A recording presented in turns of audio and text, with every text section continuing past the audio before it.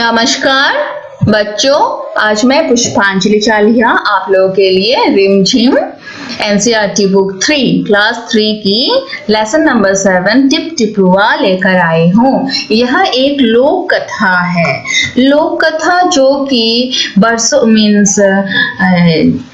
उत्तर प्रदेश की लोक कथा है। जनरेशन बाय जनरेशन जो मुंह से मीन्स चली आ रही होती है, ऐसी बातों को लोक कथा कहा जाता है। पुश्तों से चली आ रही होती है, ऐसी बातों को ही लोक कथा या लोक गीत बोला जाता है। इसी तरह से ये उत्तर प्रदेश की लोक कथा है। लेसन का नाम है टिप टिपुआ। तो चलिए अभी हम लोग लेसन को स्टार्ट करते हैं।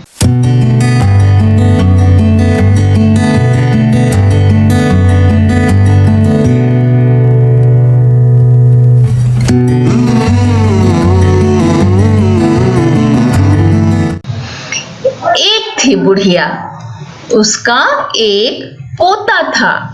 पोता रोज रात में सोने से पहले दादी से कहानी सुनता। दादी रोज उसे तरह तरह की कहानियां सुनाती। तो मैं समझाती भी हूँ कि एक बुढ़िया थी, बुढ़िया मीन्स बूढ़ी औरत, उसका एक पोता था। पोता मतलब कि बुढ़िया के बेटे का बेटा पोता रोज रात को अपनी दादी से कहानी सुनता था। दादी उसे रोज तरह तरह की बहुत अलग अलग कहानियां सुनाती थी। एक दिन मूसलाधार बारिश हुई। कैसी बारिश हुई? मूसलाधार से यह मतलब है कि बिल्कुल मेघ गरज रहे होते हैं, बिजलियां कड़क रही होती है और खूब धुआंधार बारिश हम लोग कहते हैं ना, वही होता है कि मूसलाधार बारिश हुई। ऐसी बारिश पहले कभी नहीं हुई थी। सारा गांव बारिश से परेशान था। इतनी बारिश हुई कि सब परेशान हो गए थे। बुढ़िया की झोपड़ी में पानी जगह जगह से टपक रहा था। तो क्या हो रहा था? पहले तो लोगों के पास झोपड़ी ही होती थी रहने के लिए, जो कि फूस की छत होती थी, खपरेल या फिर फूस और या फिर टिन की। तो झोपड़ी में जो है वो जगह जगह पानी टपक रहा था। Tip tip tip tip. किस तरह से टपक रहा था? टिप टिप टिप टिप, इस तरह से। इस बात से बेखबर पोता दादी की गोद में लेटा कहानी सुनने के लिए मचल रहा था। लेकिन पोता तो छोटा था ना, और वो रोज ही दादी से कहानी सुनता था, तो वह तो बस यही चाहता था कि उसकी दादी उसे कहानी सुनाए। अगर घर में पानी टपक भी रहा था तो उसे कुछ भी ख्याल नहीं आया। बुढ़िया खींचकर बोली। खींचकर मतलब झुंझलाते हुए, कि हम कभी कहते हैं ना कि अरे मुझे अभी तंग मत कर, ऐसे इस तरह से थोड़ा सा खींच कर बोली। अरे बचवा, का कहानी सुनाए? ई टिप टिपुआ से जान बचे तब ना। कहा कि अरे बच्चे, कहानी क्या सुनाए? टिप टिपुआ जो है, टिप टिपुआ किसे कहा गया है? जो बारिश की बूंदे घर के अंदर टपक रही थी, उसे टिप टिपुआ कहा है। यह जो कुछ शब्द हैं जैसे कि बचवा, टिप टिपुआ, खींचकर, ये कुछ शब्द है जो कि उत्तर प्रदेश में यानी कि देवनागरी भाषा से आई हुई है। उनकी जो कहने का भाषा इस तरह से है। पोता उठकर बैठ गया। उसने पूछा, दादी ये टिप टिपुआ कौन है? उसे तो समझ नहीं आ रहा था कि टिप टिपुआ कौन है।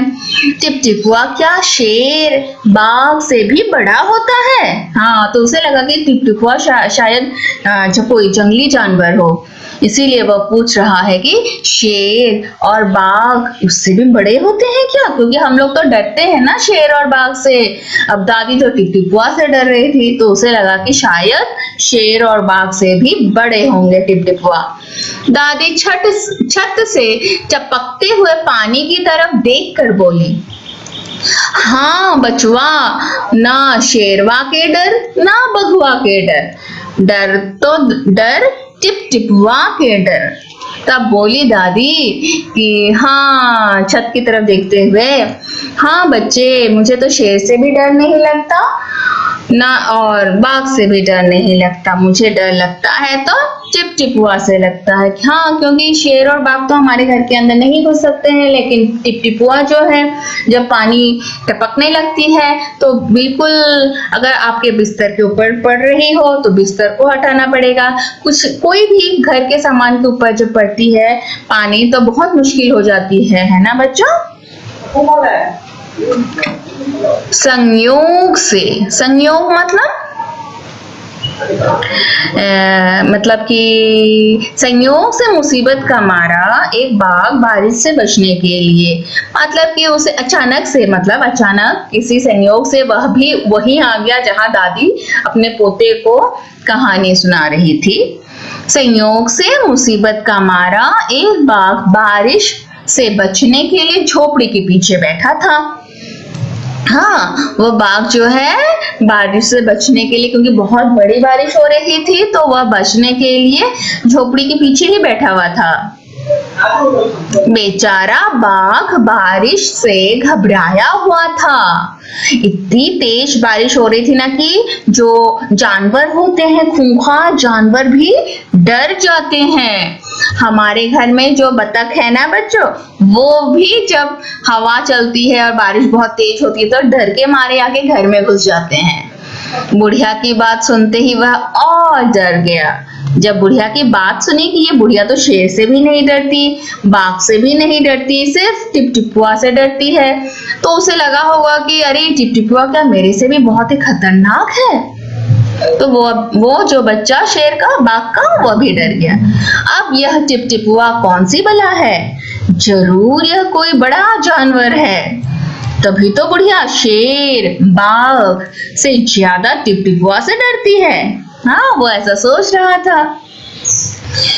इससे पहले कि बाहर आकर वह मुझ पर हमला करे, मुझे ही यहाँ से भाग जाना चाहिए।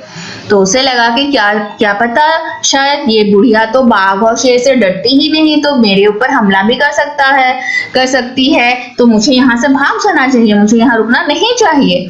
बाघ ने ऐसा सोचा और झटपट वहां से दुम दबाकर भाग चला।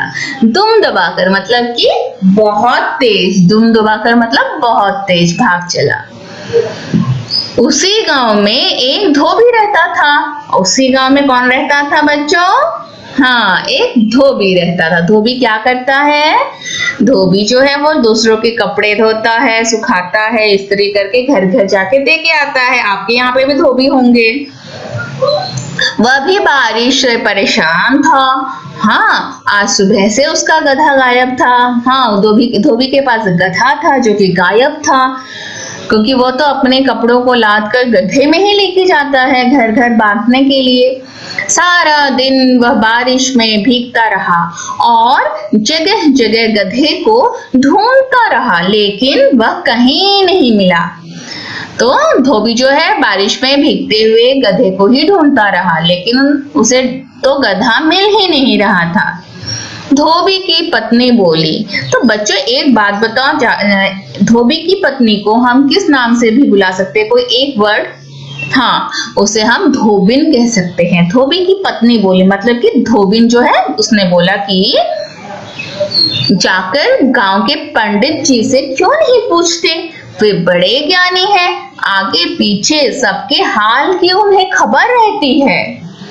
तो हाँ, हमारे गांव में भी ऐसा होता है कि कोई पंडित जी वगैरह होता है जो कि बहुत ही हम लोग ज्ञानी मानते हैं, तो वे भी कभी कभी ऐसी खबर सुनाते हैं कि हाँ, हम पूछने जाते हैं कि हमारी कुछ जब गुम हो जाती है। तो धोबिन भी वही कह रही थी कि हो सकता है कि पंडित जी बता सके कि वह किस और है, या फिर हमें ढूंढने में तभी थोड़ा सा सहायता भी हो जाएगी। बच्चों, ये जो टिपटिपुआ लेसन है, मैं धोबी के गधे को ढूंढने तक की बात तक ही आज पढ़ा रही हूँ। दूसरा और थोड़ा सा बच गया है जो कि मैं नेक्स्ट वीडियो में बताऊंगी, क्योंकि ये बहुत बड़ा हो जाएगा। तब तक आप लोग इस पाठ को यहाँ तक ही पूरा अच्छे से जान लीजिए। और इसमें जितने भी कुछ भी अगर आपको पूछना है तो आप लोग कमेंट में मुझे दे दीजिए। और ठीक है बच्चों, फिर आप लोग घर में रहिए, सुरक्षित रहिए, और आज के लिए इतना ही। नमस्कार।